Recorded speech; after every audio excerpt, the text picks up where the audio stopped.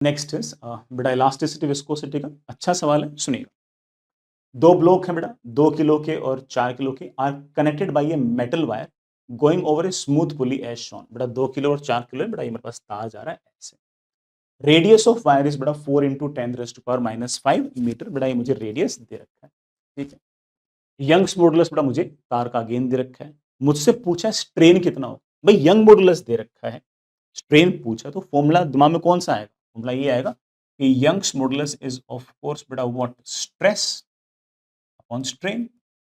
और अगर किसी ने मुझसे नॉर्मल स्ट्रेन या बेटा लॉन्गिट्यूडनल स्ट्रेन अगर पूछ लिया है, तो that is of course normal stress upon Young's modulus. और स्ट्रेस बेटा तार में कितना होगा, अगर यहाँ पर टेंशन टी है बेटा, यहाँ पर टेंशन टी है, तो स्ट्रेस इज ऑफ कोर्स बेटा tension upon cross sectional area. बस, तो आपको बेटा सिर्फ और सिर्फ टी अपॉन ए वाई करना है और कुछ नहीं करना।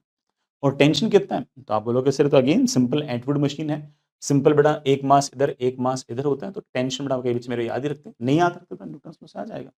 टेंशन आता है 2 times m1 m2 g upon m1 plus m।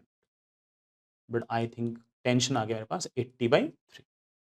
तो लो बेटा वैल्यूज रखूं, टेंशन आ गया मेरे पास 80/3।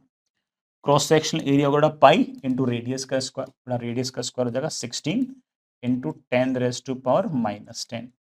यंग्स मॉडुलस बेटा, यंग्स मॉडुलस मुझे दे रखा है शायद 2 इंटू 10⁻11। बेटा ये तो कैंसिल, बेटा एक 10 बेटा इससे कैंसिल, 8 बेटा मेरे ख्याल से इससे कैंसिल। बेटा मेरे ख्याल से वैल्यू आ गई शायद 1 अपॉन, बेटा 2 दूनी 4, 4 3 12, आई थिंक बेटा दैट कम्स 1/12 पाई। ये बेटा मेरे पास आंसर आ गया। अच्छी बात बेटा ये कि उसने इसी एक्सप्रेशन में मुझसे पूछ रखा है कि लॉन्गिट्यूडनल स्ट्रेन कितना होगा, तो दैट इज 1/12 पाई। बेटा इसको कंपेयर किया 1/α पाई से, तो ऑफ कोर्स बेटा alpha comes out to be, बेटा कूल।